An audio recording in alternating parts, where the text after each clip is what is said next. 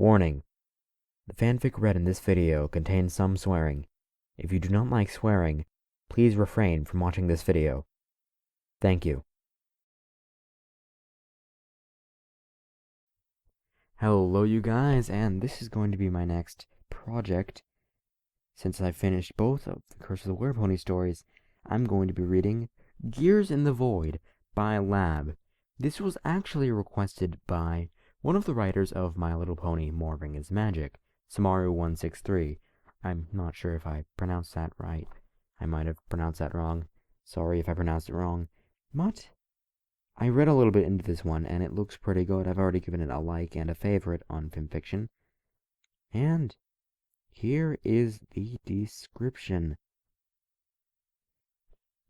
In a world ravaged by the living dead, one man has outlasted those with far more strength, speed, and experience.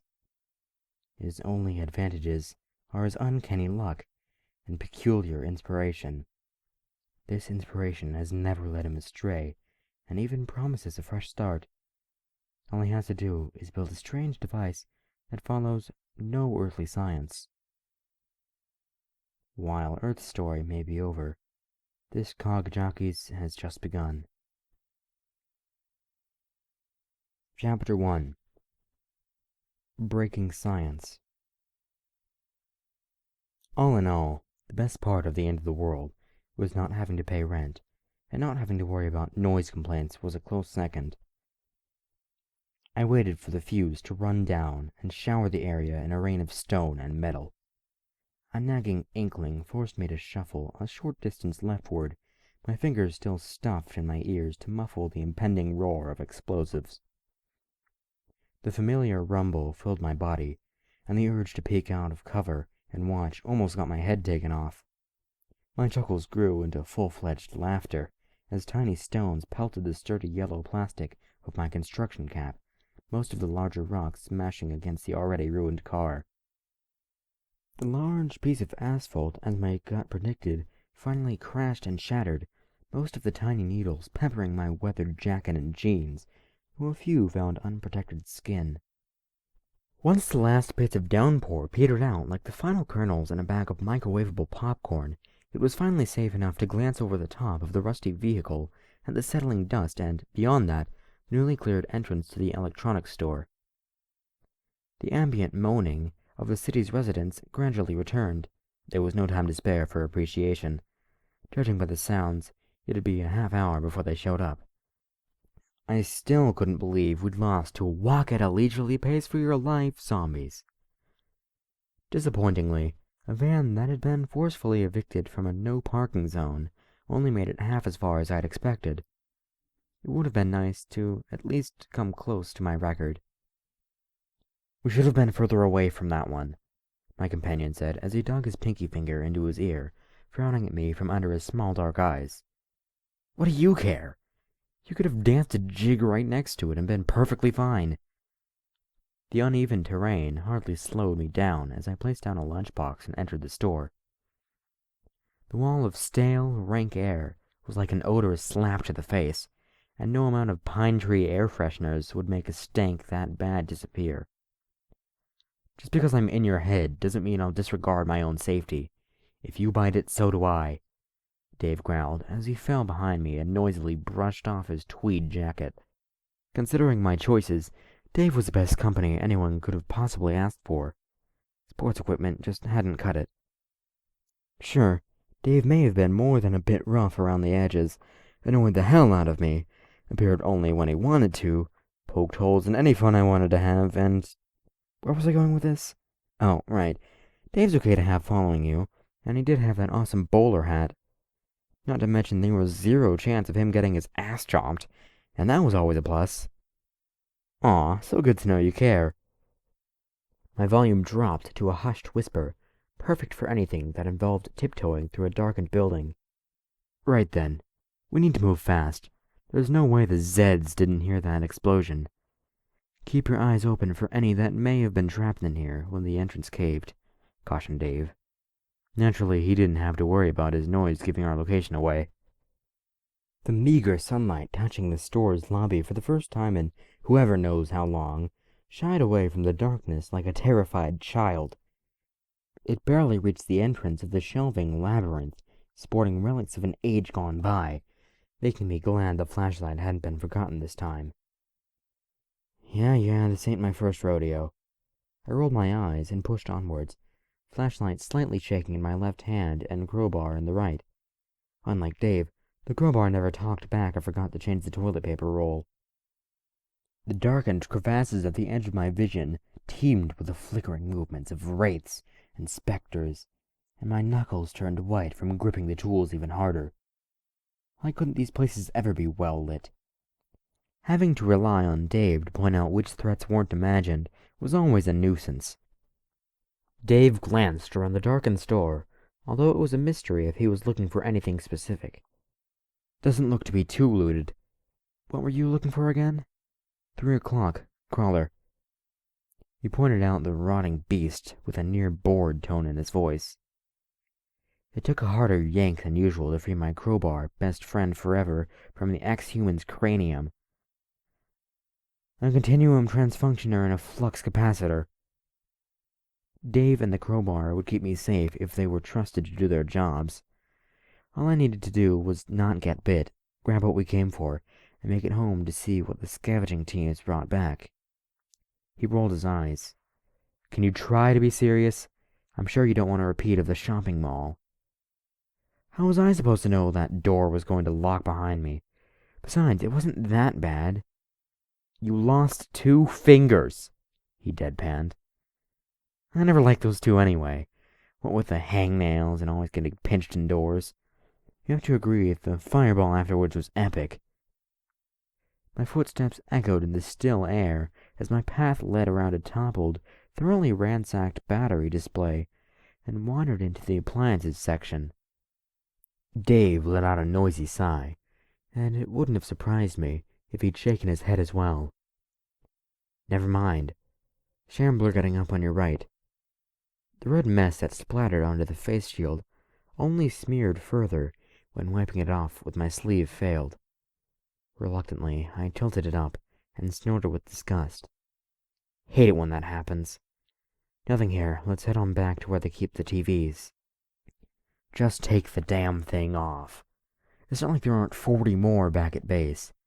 Why do you think it will be back there anyway? It baffled me how he could still mock my little missions. Things were hard enough with the other survivors always whining about how nobody should be going off alone. They just couldn't understand getting these parts was far more important than searching for the few overlooked cans of green beans or spinach, especially the spinach. The plastic safety mask glanced off an open washing machine, and I grumbled at both the missed shot and Dave's mood. I don't know what or where it is, just that I need it and it's in the store. The voice in your head? He inquired. Not a voice. And you're still listening to it? How are we still alive? Of course! It's a chance of getting off this rock. Ooh, I've got to grab one of these. One of the few remaining DVD players found itself crammed in my backpack. It wasn't looting, it was treasure hunting. Please tell me that's it. Nah, I just wanted to give us something different to do tonight, other than play ping-pong with the wall.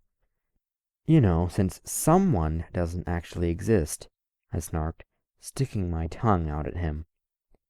A figure limped towards us out of the corner of my eye, but it disappeared when it noticed me turning. Dave drew my attention with an irritated huff before I could spot anything. Dave didn't see anything.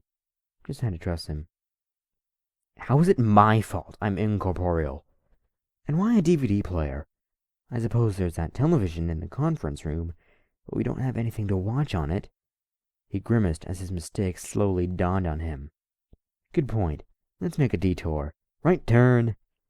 The sturdy piece of steel lazily twirled in my hand as we strode through the chest-high shelves of poorly sorted media. The romance flicks and the new releases went ignored, since there was no interest in the first, and I'd already seen everything interesting out of the latter 5 years prior. A motley assortment of pretty much every other genre ended up in my bag. Dave was getting anxious and jittery by the time we reached the boxed sets for television series. Will you hurry it up? It's a wonder they aren't here already." He angrily gestured towards the gaping hole on the other side of the cash registers.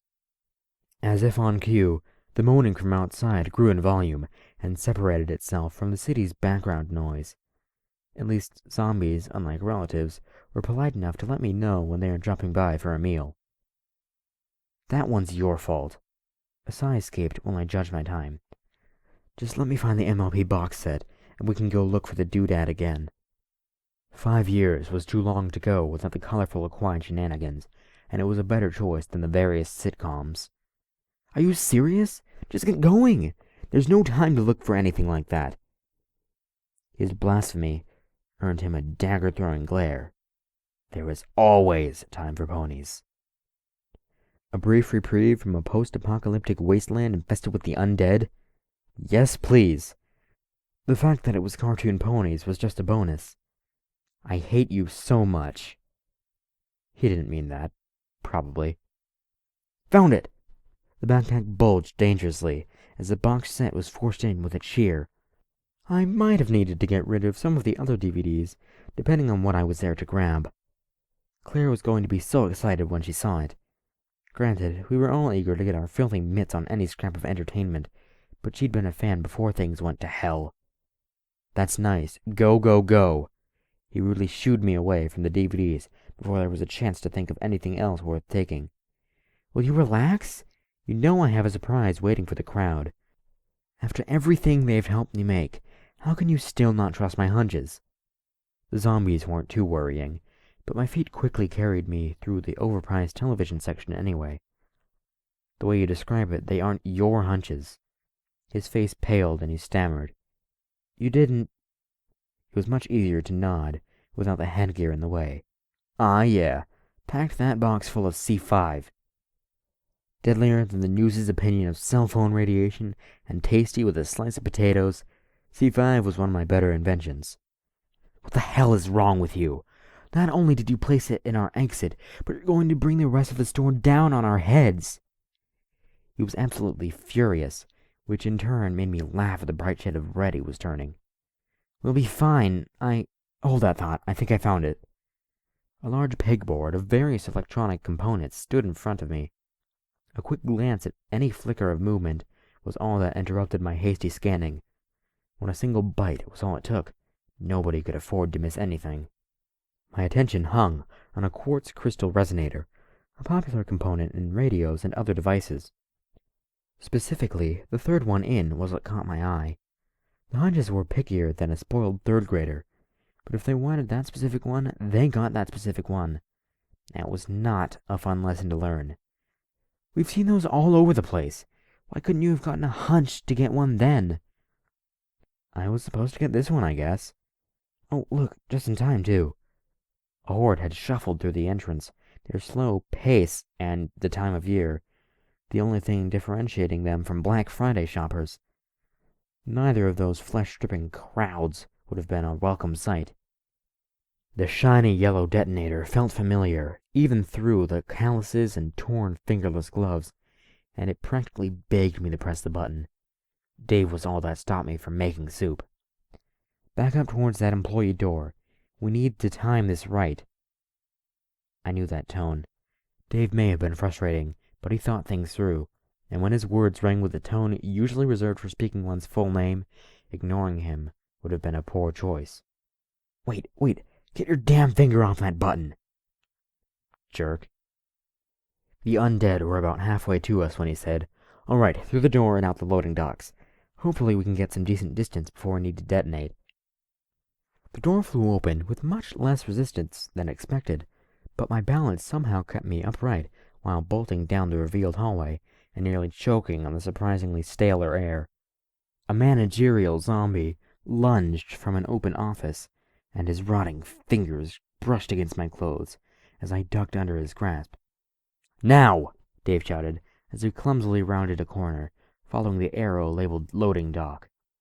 With nearly everybody undead, and most of the world a lost cause, there were few things to look forward to. Luckily for me, pressing the button labeled Showtime on the detonator always brought a smile to my face, and a messy end to several unlucky zombies. The building shook and groaned, drywall falling from the walls and tiles plummeting from the ceiling in a glorious and familiar cascade. A shockwave knocked me to the dirty carpeting, but failed to remove my silly grin. How many ended up re-dead that time? "Get up and go already!" Dave's words were barely noticeable above the ringing in my ears. It was a wonder there was no hearing damage after 3 years of demolitions work. In all honesty, I was more curious how I'd made it through the first 2 years without reducing anything that moaned in my general direction to a fine paste. That was awesome! We need to go see how much damage it did.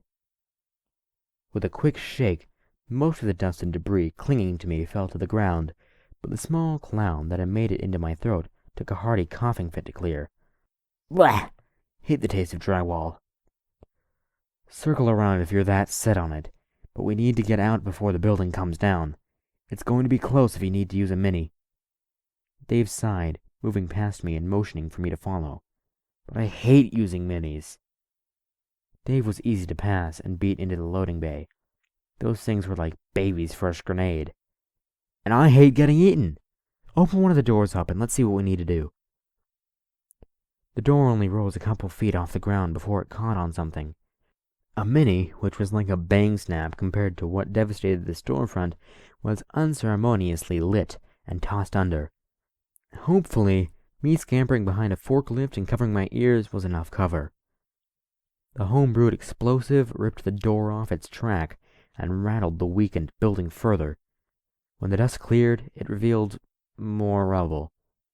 This is why I hate minis, I grumbled loudly, lighting and nonchalantly tossing another. Never gets the job done in one. A second explosion cleared enough rubble for us to climb up and over the pile, emerging into the overcast outdoors once more. After a hard-earned breather, we set off towards the parking lot. More precisely, it was what had once been the parking lot. Half the store had collapsed, and a sizable crater was all that remained of the unfortunate lunchbox. A dopey grin crossed my face. "Hey, Dave, do you see the van anywhere?" "No, but I do see a lot of Zeds piling in." Even gruff old Dave couldn't stifle a smirk as the mindless forms tumbled into the crater, rolling down the sides like rag dolls. The sides weren't steep, but they had worse balance than me the morning after New Year's. "We'll be fine, I still have the crowbar. I'm going to say I beat my record, though." "Whatever, let's just get out of here." The stronghold was not a pretty building, nor was it a spacious building. What it was, though, was a sturdy building, which was surprising for a 2-story office building. Surrounded by parked cars and strategically placed rubble, it hadn't been breached since we moved in a couple years ago. Only 2 zombies needed to be dealt with this time, so no horde nipped at my heels and made climbing over the entry barricade difficult. The lock on the jury-rigged plate metal gate was as difficult as always to operate, and the whole thing just barely slid open enough to let me squirm through. After some habitual locking on the other side, I was home. "Guys, I'm back!" Nobody replied, so another shout went out, louder this time and with a hint of worry. Again, nothing but silence returned my call. My grip tightened as I crept forward. "Expecting company?" Dave looked at me, both concerned and confused. Where were they? Claire, Jordan, Alex? Any of them should have been able to hear me. We did keep quiet to avoid drawing attention, but something wasn't right. There weren't any signs of a struggle, so chances were slim a Zed had gotten in. Banditos, perhaps? Sadly, that was an actual problem I'd turned to giblets before. Well, sad for them, not me. "No, seriously, who are you looking for?" "You're the thinker between the two of us," I hissed quietly, scanning every nook and cranny for the slightest hint of peril. Something must have happened to the sentries. Dave massaged his eyes and sighed in exasperation. "Not this again. Who do you think is supposed to be on watch?" Almost inaudibly, he added, "I hate this shit." "I think it should be Jordan's shift, but at least Claire and Alex should have been able to hear me." There were a few other survivors who were out and about on their own scavenging teams, but those 3 always stayed at base for one reason or another. They're gone and have been for a while. They haven't ever met each other either. In fact, You never knew all three of them were alive at the same time. Clutching at my poorly cut, filthy short hair, I sagged against the wall and tried to process what Dave had just said. A small headache was forming, despite the desperate massage I gave my temples. They couldn't be dead. I'd spoken to all three of them this morning, right before my trip to the electronics store. Alex had been sharpening any edged tool he could get his calloused hands on, his past as a mechanic proving to be quite helpful in maintaining anything more complex than a fork. A giant of a man, he would have towered over any other person I'd ever met. He was, without a doubt, laconic, rarely speaking more than a single sentence or two. He had a tattered mechanic's jumpsuit he wore whenever he worked, with a faded patch bearing his name sitting over his heart. The nauseating smell of cooked flesh had attacked my nose when I had found him after the fire. Somehow he had survived, but between the quality of medical care available and Alex looking like he'd brought a knife to a flamethrower fight, there was only one option. No, that couldn't be right. Claire and Jordan would have told me. Claire's svelte form had been as dirty and battered as everyone else's, but her beautiful hazel eyes stood out in the crowd of haggard survivors. She'd been a grocer, trying to get into the field of nature photography, and often whined about the loss of her favorite camera during the initial panic. No matter what bland, canned item we brought her, she was somehow able to transform it into a meal that could almost take your mind off what you had to wash off your hands before eating. Like a pendulum in a grisly clock, she swung to and fro from the orange extension cord wrapped around her neck. Clean clothes were a rarity, but she'd somehow managed to save a set for a special occasion. Her manila dress hung as limply as she did, and one of the matching heels rested where it had fallen from a dainty foot. Her dead eyes refused to let mine go. It had snowed that day. Monty had needed to help me bury her, except he'd slipped on the ice, and I'd found myself with two bodies to dispose of. But that didn't make sense. Monty was supposed to be out with one of the scavenging teams. My palms pressed into my eyes, trying to rid me of the lies. The unbidden images hurt to see, and it felt like a UFC fighter was using my head as a boxing bag. Jordan couldn't be dead. If I could survive off little more than luck and tenacity, the highly trained ex-military survivalist would have thrived in this environment. He never showed the faintest shred of emotion, approaching each hurdle with the same cold stare. The rare few nights he actually succumbed to exhaustion and slept, Jordan would cry until he awoke. What was left of his hand still clutched the engraved Bowie knife he never let out of his sight. I wouldn't have known the pile of offal was him if it weren't for the distinctive tattoo spotted on a different scrap of flesh. There's a reason they call them final stands. The back of my head thumped against the wall in protest of the false memories. I couldn't have been alone. I'd watched out for each of them at least as much as they looked after me. There had to be someone I hadn't failed.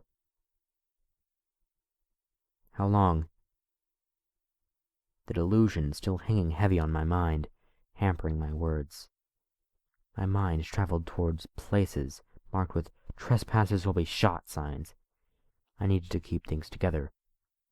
How long has it been just you and me? Dave would help me sort the mess out. He'd never had a reason to lie to me. Dave sat next to me, wringing his dark brown hat as he stared across the hall. At least 2 years. Noisily, he cleared his throat. It's been a while since you last forgot, but it looks like this'll be one of the easy times. I couldn't help but flinch at that.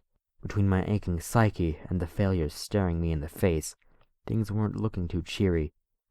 Just how bad had the other times been? How many other times were there?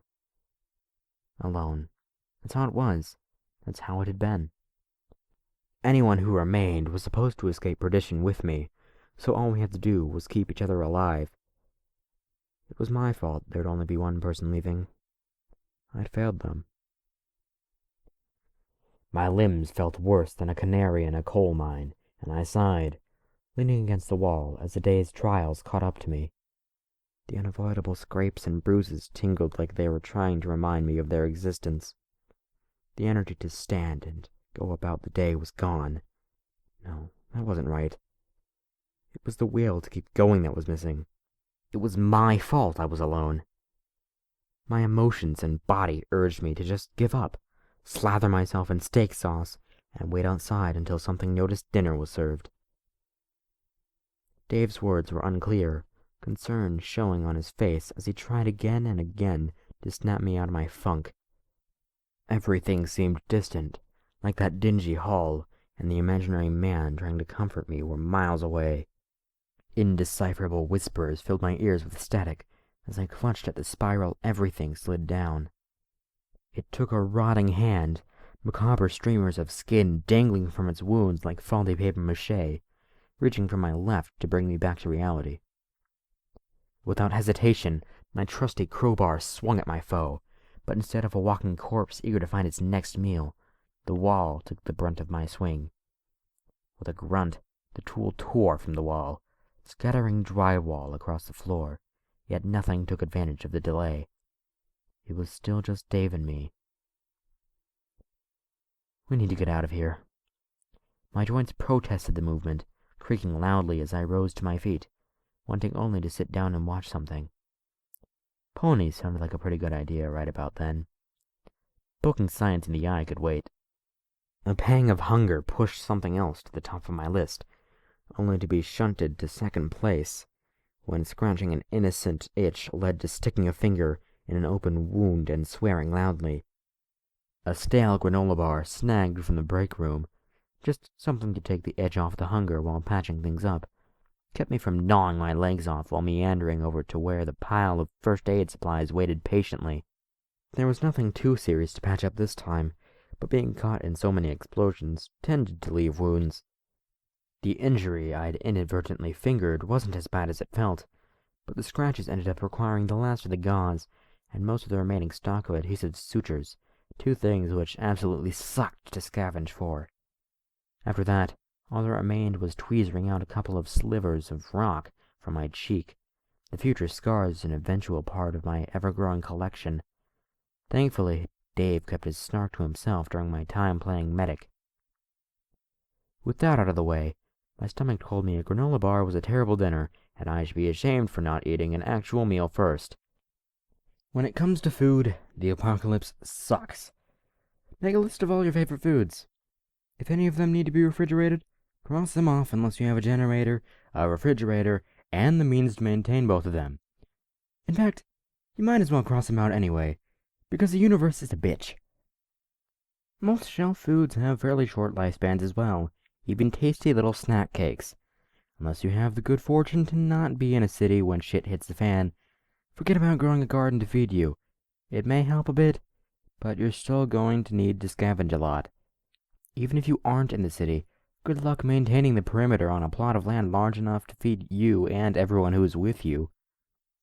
Not that the bit about other people mattered anyway. Everyone else was gone. But that just meant more delicious and nutritious spam for me. And spam was that night's supper, washed down with room-temperature bottled water. "You going to get building?" Dave inquired, gesturing towards my workshop. "Screw that, it's pony time." With a laugh, I skipped to the conference room. "I still don't get why you almost got yourself killed because of My Little Pony," he sighed, hanging his head in shame. "Because ponies." As if there would be any other reason. The DVD player worked beautifully, and better yet, nothing had been damaged when I fell from setting off the C5. Only made it through 4 episodes before Dave's angry glaring got under my skin.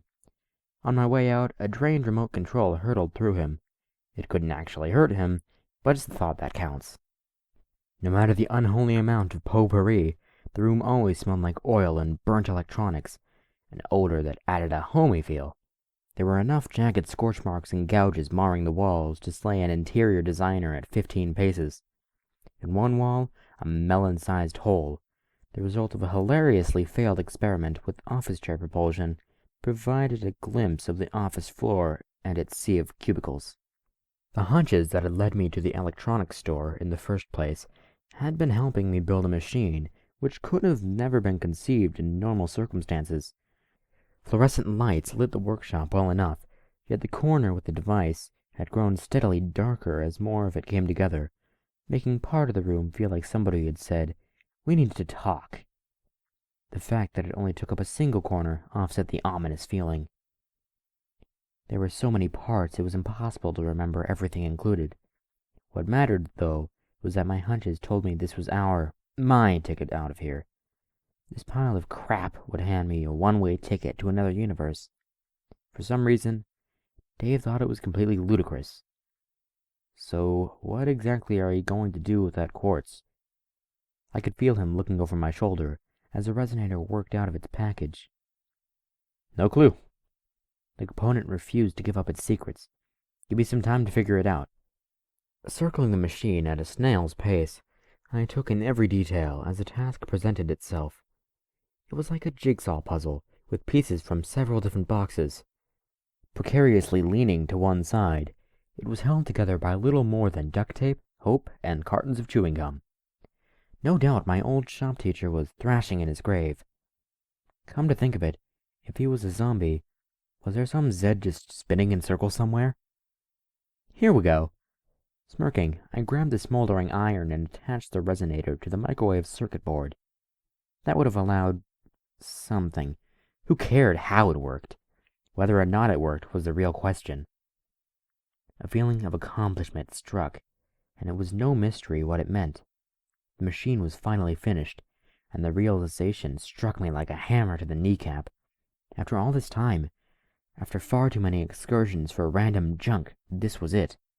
There was plenty of excited shaking, and there may have also been some gleeful squealing. I regretted nothing. "I take it that means you're actually done? Like, done? Dave stepped to my side and tried to figure out what the addition had done. Unable to talk, I nodded fervently and began the last bit of tweaking. It may have been complete, but these things always needed a little bit of extra love. Hey, not so fast. You're traveling between universes, if you don't get disintegrated or meet some other unpleasant fate. Go pack some supplies, and I mean more than just food and whiskey." While he may have always insisted the entire concept was impossible, he was still smiling as he gestured toward the door. "I don't have a problem. It's for the anesthetic. You can't judge me. Delicious anesthetic. Where are we heading, anyways?" Another wide grin cracked my lips. Dave knew we were going somewhere, but never got a straight answer when he asked me where. "Equestria." Dashing throughout the building, I was able to pack food, explosives, water, party water, explosives, and most of a toolkit, and I was still back before he could respond with a quiet, "What?" "I know, right? Isn't it great? We get to see ponies!" My laughter would have probably earned me a tight white jacket, but to hell with it. They wouldn't stifle my excitement. Dave looked at me like I'd just voted libertarian. "I'll ask you again. What?" "Hey, no need to shout." Wincing at his volume, I set the pack down and resumed the last-minute tweaking. "But Equestria is fictional. Like the television show that it is." He facepalmed so hard he would have broken something if he were real. "You built this abomination to go to a place that doesn't exist." "Well, it obviously exists if we're going to it."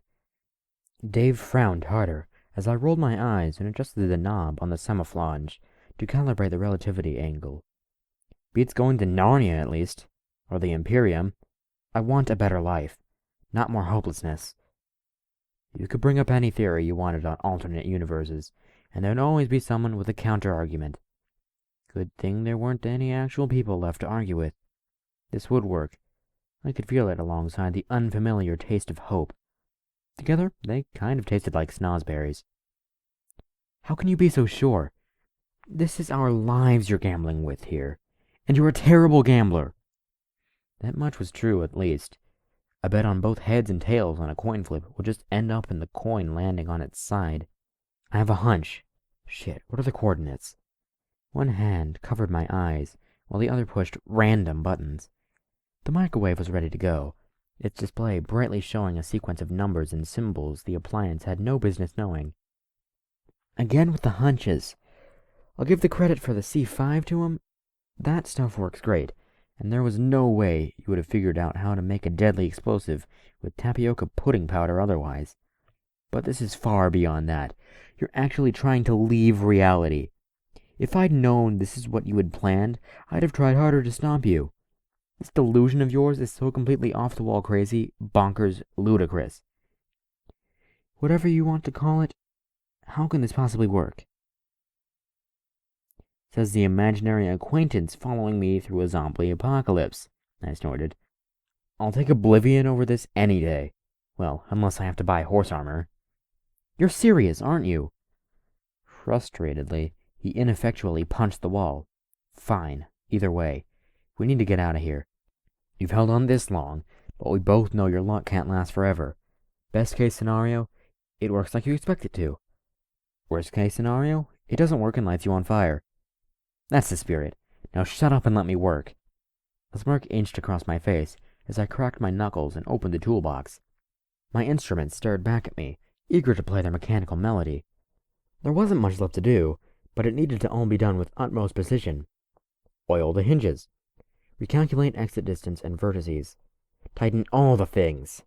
Debate going to find a hula girl doll. Nothing says, please don't explode, like a plastic dancer. Turn the relativity angle knob half a degree counterclockwise. Push start on the stereo and the microwave simultaneously. It was go time.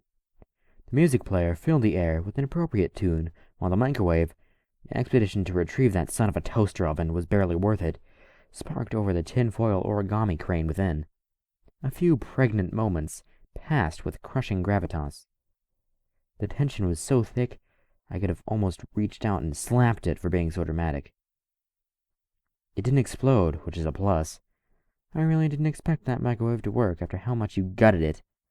Dave shrugged. What a tremendous waste of time and effort. His eye twitched as he glared at the cancelled escape. One moment. After a swift kick to the Easy Bake Oven, the device surged with renewed vigor. It was loose. Even a transdimensional transporter followed the first rule of tanker troubleshooting. Sometimes all it needs is a good smack. Rule 2, jiggle the cord. Arcs of electricity ran up and down every bit of the machine, the paper components evaporating in little puffs of flame. Various diodes blinked on and off, and one flashed plaid instead of the usual bright green.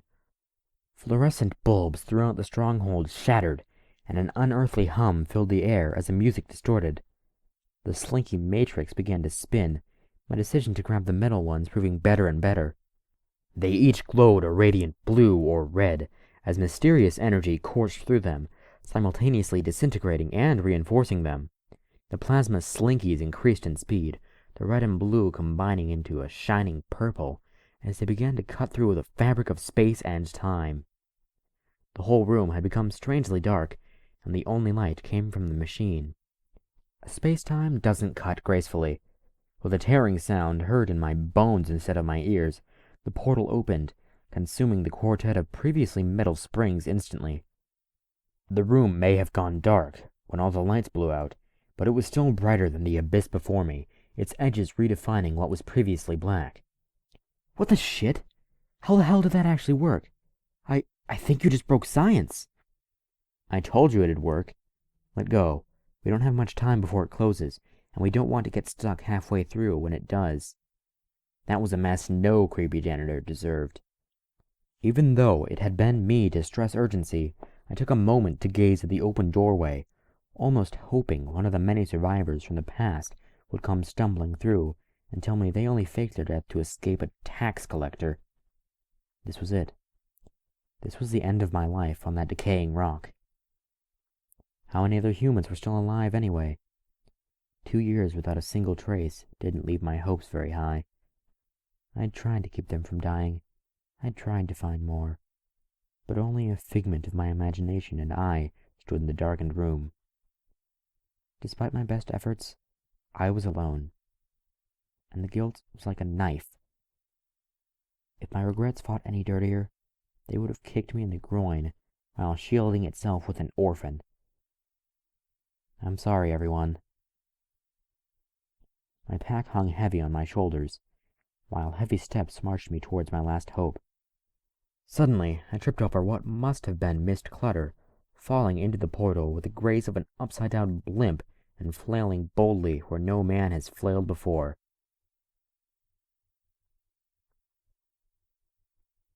That was Chapter 1 of Gears in the Void by Lab. I really enjoyed that. Okay, first thing done right. You really do dark atmosphere really well, but you still managed to put in the right amount of comic relief in there. And there are so many quotable moments from this chapter. I can't even list them all. Like like a bag of microwavable popcorn. Come on. That's pretty good. I Speaking of which, I really love the similes and the comparisons of all sorts in this chapter. It's well done. I really enjoy the mix of dark atmosphere and comedy. You can really tell he's trying to cope with being alone. And the forgetting really enforces that.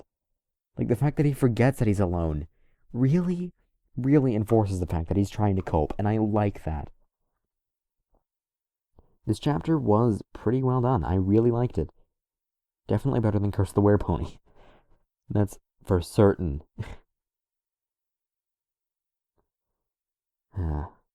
Anyway, I'll see you guys in the next chapter. Till then, this is me signing out.